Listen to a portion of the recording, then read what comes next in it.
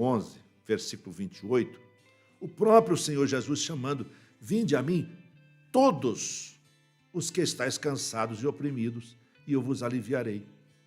Então note que o Evangelho de Cristo, ele é abrangente.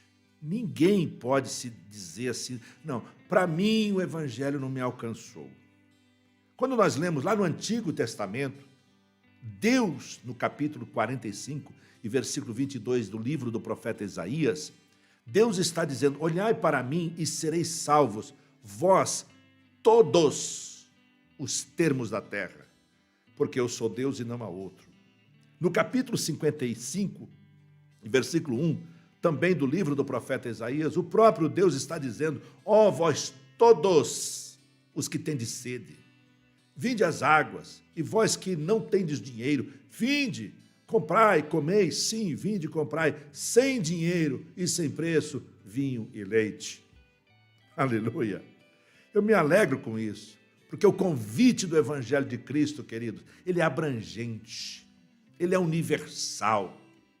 E se você observar no versículo 23, o Senhor Jesus continua dizendo: se alguém quer vir após mim. Percebe aqui que é um chamado voluntário. Se alguém quer. Porque Deus não força a barra. Deus não racha a cabeça da pessoa e enfia o Evangelho de goela abaixo, não. Até porque, meus amados, Deus não força nenhuma pessoa. Deus não obriga ninguém a vir a Ele. Deus não se utiliza de nenhuma forma de violência, muito pelo contrário. Ele não utiliza esse tipo de coação com as pessoas. Ele simplesmente diz: se alguém quer vir após mim. Aleluia! Quando lemos lá em Apocalipse 3:20, eu gosto muito desse versículo, eu cito ele praticamente direto nas minhas ministrações, quando vou fazer o convite para as pessoas se decidirem por Cristo. Jesus diz lá em Apocalipse 3:20, eis que eu estou à porta e bato. Ele não vem arrebentando porta, ele não vem com pé de cabra, ele bate a porta. Se alguém ouvir a minha voz, e aí entra a ação do homem, e abrir a porta. Quem abre a porta é você, para que Jesus entre. Aí ele diz: entrarei em sua casa, e com ele cearei, e ele comigo. Portanto, meu amado e querido ouvinte da palavra de Deus, no reino do céu, só se entra voluntariamente. Quem quer? Esta é a verdade. Você não quer? Paciência. Deus não vai forçar você a entrar no céu. O reino do céu só se entra quem quer. Como exemplo, nós temos Lucas 18, capítulo 18, do versículo 18 até o 27, é um texto um pouquinho extenso, mas eu faço questão de citar para você, é o caso do jovem rico, que ele perguntou para o Senhor Jesus como obter a vida eterna. Lá no versículo 18, está escrito que ele perguntou um certo príncipe, era um certo príncipe, a Bíblia não cita o nome dele. Ele diz assim: bom mestre, que hei de fazer para herdar a vida eterna? Aí Jesus disse para ele: por que me chamas bom? Ninguém é bom senão um, que é Deus. Sabe os mandamentos? Jesus disse para ele: não adulterarás, não matarás, não furtarás, não dirás falso testemunho, honra teu pai e a tua mãe. Aí ele diz: todas essas coisas eu tenho observado desde a minha mocidade. E quando Jesus ouviu isso, disse para ele assim: mas ainda te falta uma coisa. Ah, Jesus, ainda te falta uma coisa. O que é, Jesus? Vende tudo o que tens, reparte-o pelos pobres, e terás um tesouro no céu. Depois, vem e segue-me. Mas ele ouviu isso e ficou muito triste, porque ele era muito rico, a Bíblia diz. E vendo Jesus que ele ficara muito triste, aí Jesus declara: quão dificilmente entrarão no reino de Deus os que têm riquezas. Note que Jesus não disse que os ricos não vão entrar no céu. Quão dificilmente entrarão no reino de Deus os que têm riqueza. Por quê? Já eu explico. Jesus disse: porque é mais fácil entrar o camelo pelo fundo de uma agulha do que entrar um rico no reino de Deus. E os que ouviram isso indagaram a Jesus: então, Jesus, quem pode salvar-se? Aí Jesus disse uma coisa que me chama muita atenção. As coisas que são impossíveis aos homens são possíveis a Deus. E eu respondo porque é difícil um rico entrar no reino do céu. Porque a riqueza dele está no coração. Ele não abre mão da riqueza. E a Bíblia diz que não se pode servir a dois senhores. Não se pode servir a Deus e a Mamon, que são as riquezas. Então você pode ser rico, mas não pode colocar o seu coração nas riquezas. Por isso que Jesus falou, é difícil entrar um rico, os que têm riquezas no reino dos céus.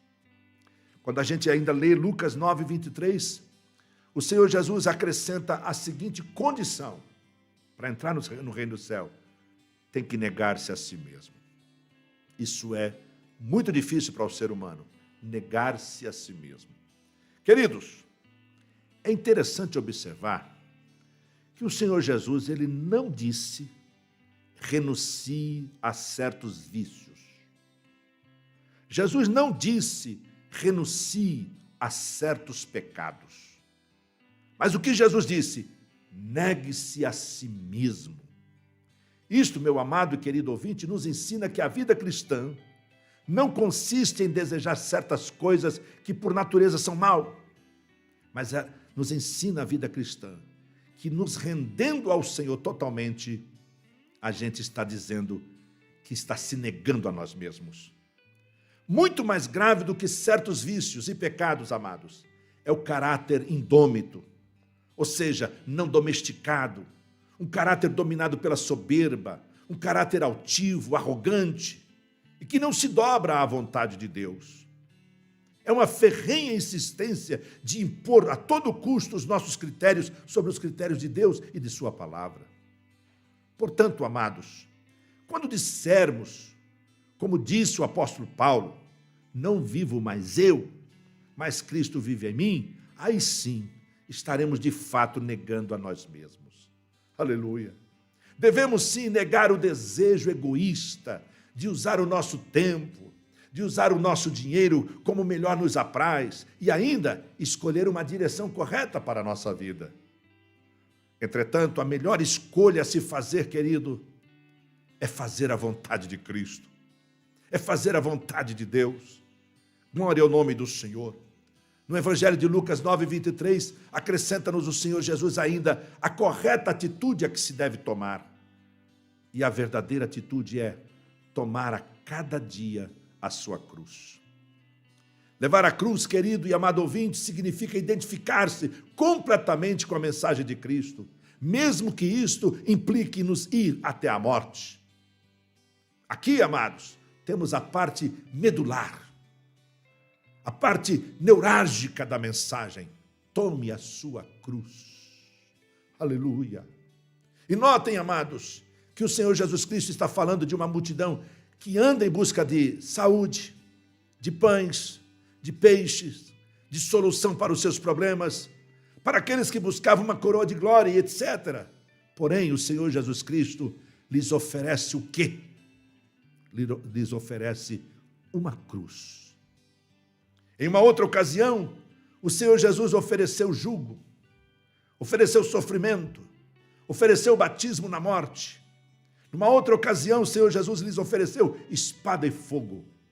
Queridos, vocês que me ouvem nesta tarde, faço uma pergunta agora. Que tipo de evangelho temos tomado? Um evangelho que simplesmente satisfaça os nossos anseios? Um evangelho que apenas cure as enfermidades dos nossos corpos? Um evangelho que somente perdoe os nossos pecados? Um evangelho que nos liberte dos vícios? Um evangelho que nos traga solução para os nossos problemas? Um evangelho que nos dê felicidade todos os dias em que vivemos? Ou um evangelho que nos garanta a vida eterna? Aleluia!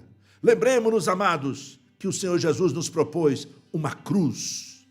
Uma cruz. Naturalmente, essa cruz que não a queremos encontrar em nossa vida cristã. Pois quando a vemos, ela vai nos revelar quem realmente nós somos. Na verdade, queremos uma coroa, queremos galardão, queremos ir para o céu, mas jamais queremos cruz. Queridos que me ouvem, porventura conseguiríamos lembrar de um fatídico episódio ocorrido há mais de 2000 anos atrás, onde o Senhor Jesus Cristo, o Filho primogênito de Deus, Ele, se não tivesse aceitado a cruz, eu e você não estaríamos aqui salvos por aquele padecimento crucial. E permita-me finalizar no mesmo versículo 23 de Lucas 9, onde o Senhor Jesus nos deu o norte, Ele nos deu a direção. Agora, depois de tomarmos a cruz, Ele disse, siga-me. Ele deu a direção, é seguir a Cristo. Amados, em Cristo Jesus, a verdadeira felicidade do cristão consiste em saber por qual caminho vai Deus e, a partir daí, andar nesse caminho. O Cristo, queridos, ou se segue de perto, ou se passa de largo, ou seja, de longe. Seguir o Senhor Jesus Cristo faz parte do chamado da salvação. Tem-se ter o desejo de ser o seu discípulo, tem-se que negar a si mesmo, tem-se que tomar a cruz de cada dia. E ainda, lembre-se, não existe um chamado parcial. O chamado é largue tudo e siga-me. É, portanto, iniciar a marcha, é romper em fé, seguir a Cristo nesta vida, querido e amado ouvinte. Pode até ser caro, mas ao final, o nosso esforço terá valido a pena, haverá recompensa. Amados que me ouvem, de nada adianta deixar o mundo quando não se segue a Cristo. O apóstolo Paulo, na sua primeira epístola aos Tessalonicenses, capítulo 1, versículo 9, a parte B do texto, ele diz, como dos ídolos vos convertestes a Deus, para servir ao Deus vivo e verdadeiro. Deus, usando o profeta Isaías no seu capítulo 1, versículo 16 e 17, ele disse, lavai-vos, purificai-vos, tirai a maldade dos vossos atos de diante dos meus olhos e cessai de fazer o mal. Aprendei a fazer o bem, praticai o que é reto, ajudai o oprimido, fazei justiça ao órfão, tratai das causas das viúvas. E você aí que me ouve, tem aceitado o Evangelho? Tem aceitado o convite de Cristo? Se não aceitou, faça um convite agora para você, aceite-o. Não vai lhe custar, simplesmente uma confissão e abrir mão de tudo para servir e seguir a Cristo Jesus, o nosso Senhor. Esta é a palavra que o Senhor trouxe ao meu coração para ministrar a sua vida. Seja edificado, receba Jesus como seu Salvador pessoal. Seja um cristão autêntico, viva uma vida com Deus, viva uma vida abundante em Cristo Jesus e passe a ter a certeza da sua salvação e da sua vida eterna, em nome de Jesus, o nosso Salvador, que vive e reina para todo sempre. Amém. Graças a Deus.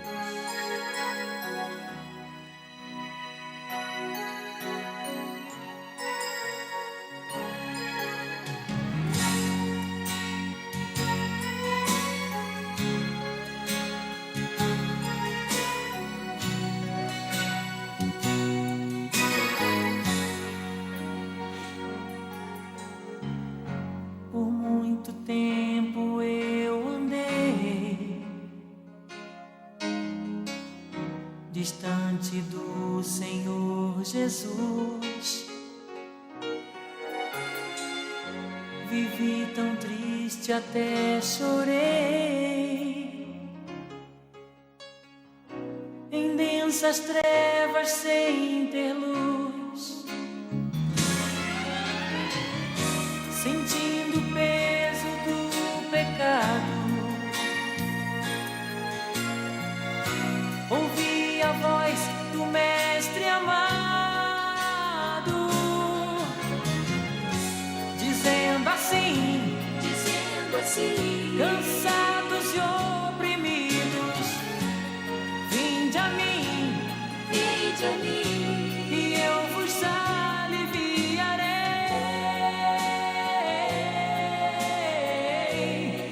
e eu vos aliviarei.